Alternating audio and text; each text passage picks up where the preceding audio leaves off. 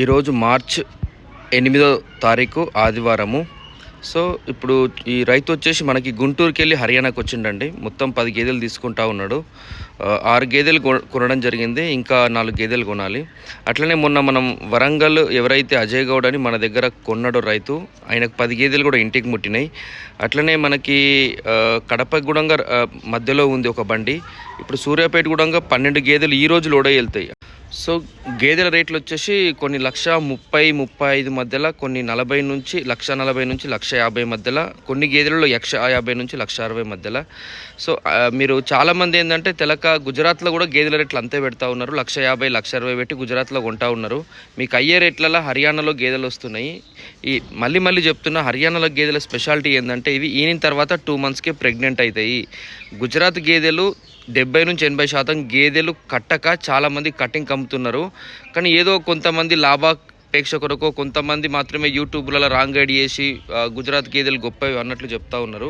So మీకు నేను ఒక 6 సంవత్సరాల నుంచి గేదెలు కొంటా ఉన్నా కాబట్టి నిజం చెప్తా ఉన్నా. అట్లనే చాలామంది సూడు గేదెల గురించి అడుగుతూ ఉన్నారు. సూడు గేదెలు అనేటివి చాలామంది ఇది 18 ఇస్తుంది, 16 ఇస్తుంది, 20 ఇస్తుంది అని చెప్తారు. కానీ అది కొనుక్కున్న తర్వాత అది ఎన్ని ఇచ్చేది ఎవరు చెప్పలేరు.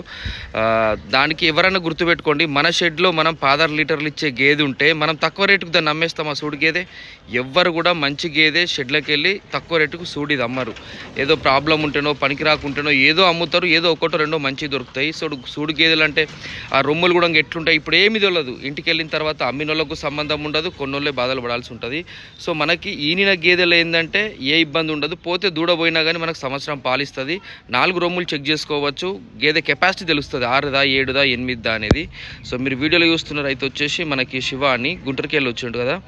సో ఇదే కాకుండా మనకి రేపు మళ్ళీ నల్గొండకి వెళ్ళి శ్రీశైలం అంటే పాత రైతు వస్తూ ఉన్నాడు. అట్లనే మనకి ప్రకాశంకి వెళ్ళి కూడా ఒక 10 గేదెలకి రేపు మార్చి 9వ తారీఖున ఒక రైతు వస్తూ ఉన్నాడు, 10 నాడు ఒక రైతు వస్తున్నాడు. సో ఎవరైనా సరే హర్యానాలో 5 గేదెలు 10 గేదెలు కావాల్సిన వాళ్ళు ఇక్కడ వచ్చి ఉండి చూడండి. సో మనకి గేదెల రేట్లు కొద్దిగా డౌన్ అంటే జూన్ ఫస్ట్ వీక్ నుంచి ఖచ్చితంగా డౌన్ అవుతాయి. సో కొత్తగా పెట్టుకునే వాళ్ళు ఇంకా ఏమీ రెడీగా లేదు అని అంటే జూన్ నుంచి పెట్టుకోండి. కాదు మేము ఒకసారి గేదెలు చూడడానికి ఊరికి హర్యానాకు వచ్చి చూస్తామన్నా కానీ మీరు ఫ్రీగా వచ్చి ఇక్కడ 2 రోజులు ఉండి చూడండి. ఎవరు కూడా ₹1 తీయాల్సిన అవసరం లేదు.